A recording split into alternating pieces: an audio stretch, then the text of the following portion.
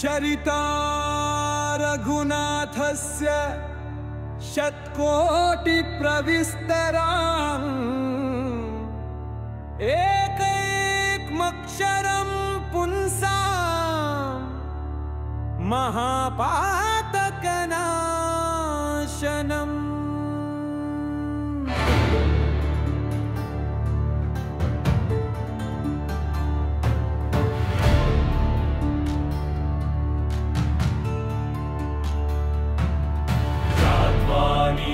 नीलोत्पलश्यामं रामराजीवलोचनं जनकी लक्ष्मणोपेतं जटामुकुटमण्डितं सासितूनधनुर्बाणपाणिं नक्तं चरान्तकं स्वलीलया जगत्रातुमाविर्भूतमन्धुं। रामरक्षां पठेत प्राज्ञपापग्नि सर्वकामदां शिरो मे राघवा पातु भालं दशरथात्मज। कौसल्येयो दृशो पातु विश्वामित्र प्रिय श्रुति ग्राणं पातु मखत्राता मुखं सौमित्रिवत्सलः। श्रीवां विद्यानिधि पातु कण्ठं भरतवन्दितः स्कन्धो दिव्यायुध पातु भुजौ भग्नेशकार्मुकः। करौ सीतापति पातु हृदयं जामदग्नजितमत्यं पातु खरध्वंसी नभीजाम्बवदाश्रयः। सुग्रीवेशकटी पातु सक्थिनी हनुमत्प्रभुः रघुत्तम पातु रक्ष कुलविनाशकृतः। जानुनि सेतुकृत पातु जङ्घे दशमुखान्तकः पादो विभीषण श्रीद पातु रामखिलं वपु।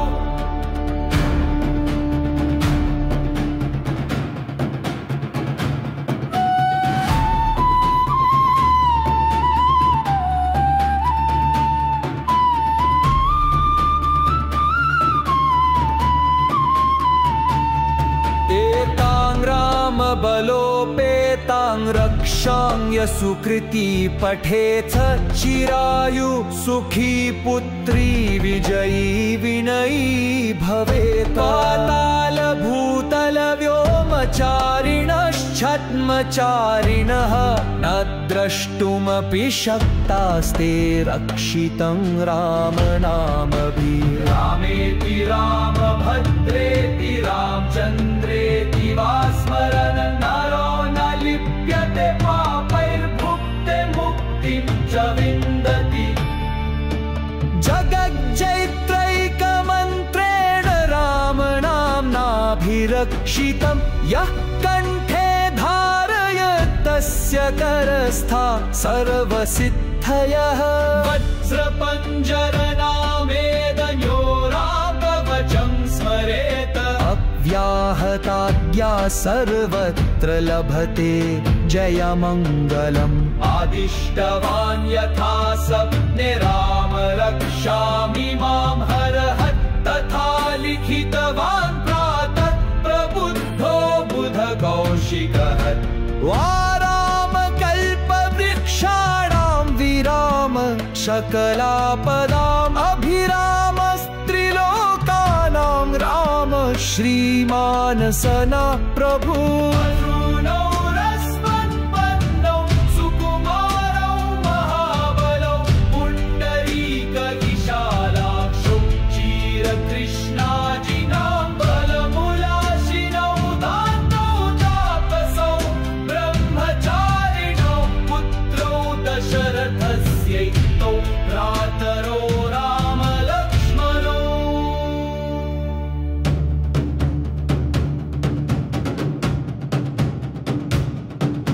शरण्यौ सर्वसत्त्वानां श्रेष्ठौ सर्वधनुष्मतां रक्ष कुलनिहन्तारौ त्रायेतां नो रघुत्तमौ।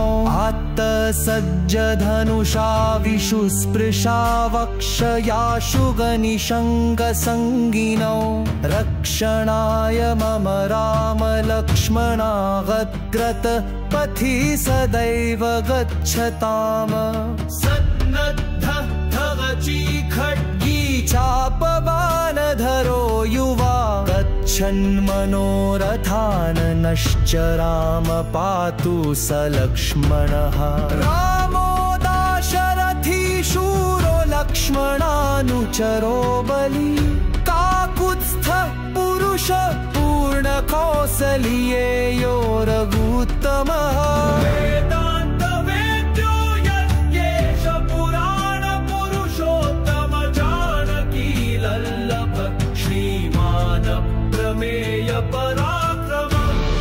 एतानि जपन नित्यं मद्भक्त श्रद्धयान्वितः अश्वमेधाधिकं पुण्यं सम्प्राप्नोति न संशयः रामं दुर्वादलश्यामं पद्माक्षं पीतवाससं स्तुवन्ति नामभिर्दियर्न ते संसारिणो नर रामं लक्ष्मणपूर्वजं रघुवरं सीतापतिं सुन्दरं काकुत्स्थं करुणारणं गुणनिधिं विप्रियं धार्मिकम् राजेन्द्रं सत्यसन्धं दशरथतनयं श्यामलं शान्तमूर्तिं वन्दे लोकाभिरामं रघुकुलतिलकं राघवं राहरे महर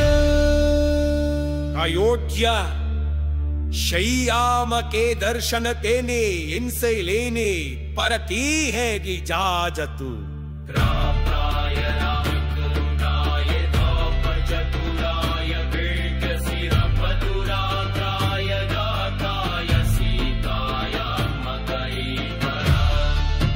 श्रीराम राम रघुरौ हल राम श्रीराम राम रघटौ दशराम श्रीराम राम शरहौ भर राम श्रीरामचन्द्र चरणो मनस स्मरामि श्रीरामचन्द्र चरणो वचसा श्रीरामचन्द्र चरणौ शिरसा नमामि श्रीरामचन्द्र चरणौ शरणं प्रपन्ये